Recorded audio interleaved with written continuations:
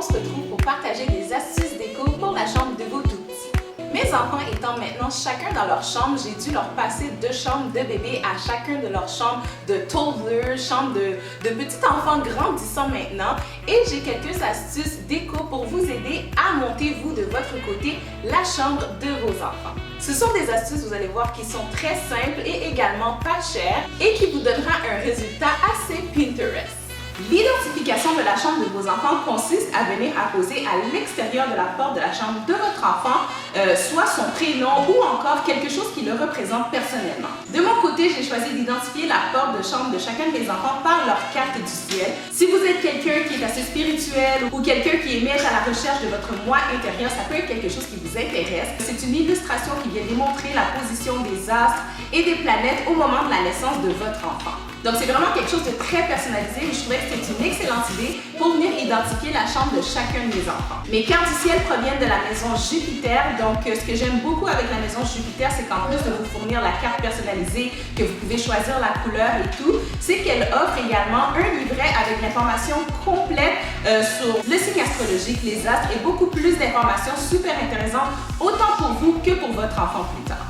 Un point qui va être important pour l'élaboration de la décoration dans la chambre de vos enfants, ça va être de choisir 3 couleurs principales, 3 couleurs accents qui vont vous permettre d'élaborer la décoration autour de ces 3 couleurs.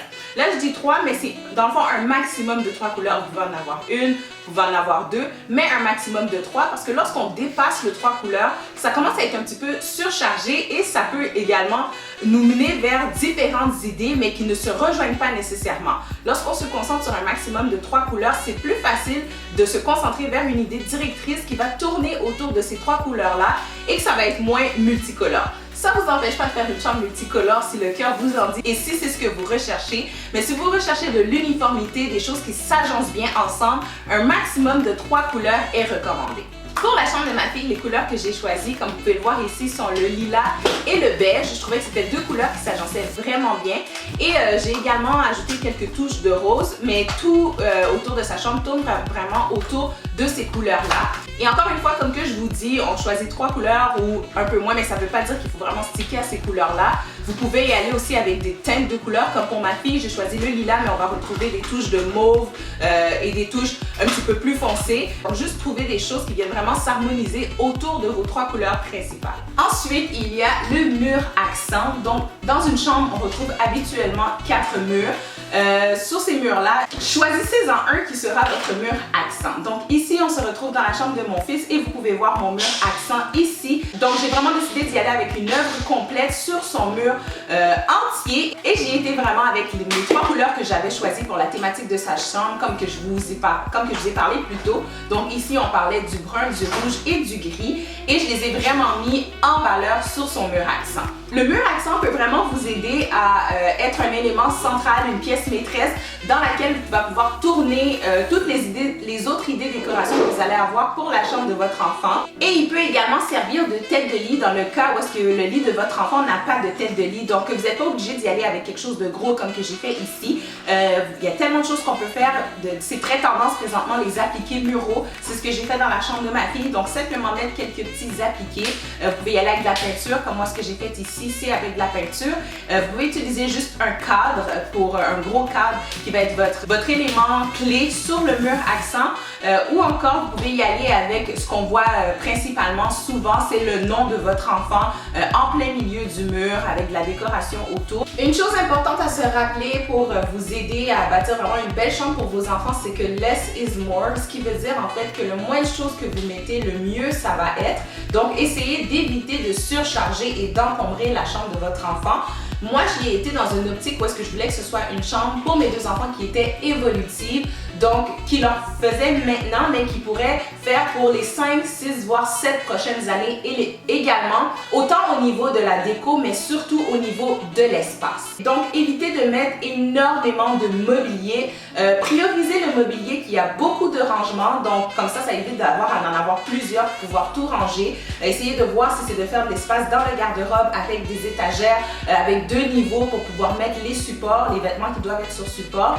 Regardez, il y en a années. De plus en plus pour les enfants, ils font des lits avec du rangement des tiroirs sur le lit. Donc, essayez de voir à maximiser l'espace sur certains mobiliers pour en avoir le moins que possible. Donc là maintenant, il y a vraiment beaucoup d'espace dans leur chambre et même si on va venir placer un plus grand lit, il y aura encore assez d'espace. Il y aura même d'espace pour pouvoir mettre éventuellement peut-être une table de travail pour les devoirs et tout ça.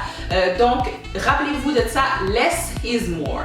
De mon côté, j'évite de mettre également des jouets dans la chambre de mes enfants. Donc, moi, ce que vous allez retrouver en grand nombre dans la chambre de mes enfants, c'est principalement quelques petits toutous, mais sinon des livres. Donc, ça, il y en a à la tonne dans leur chambre. Si vous avez des enfants qui ont de la difficulté à faire leur nuit et qui a des jouets justement dans la chambre, ils se lèvent pour jouer, je vous conseille fortement de tout retirer ça dans la chambre.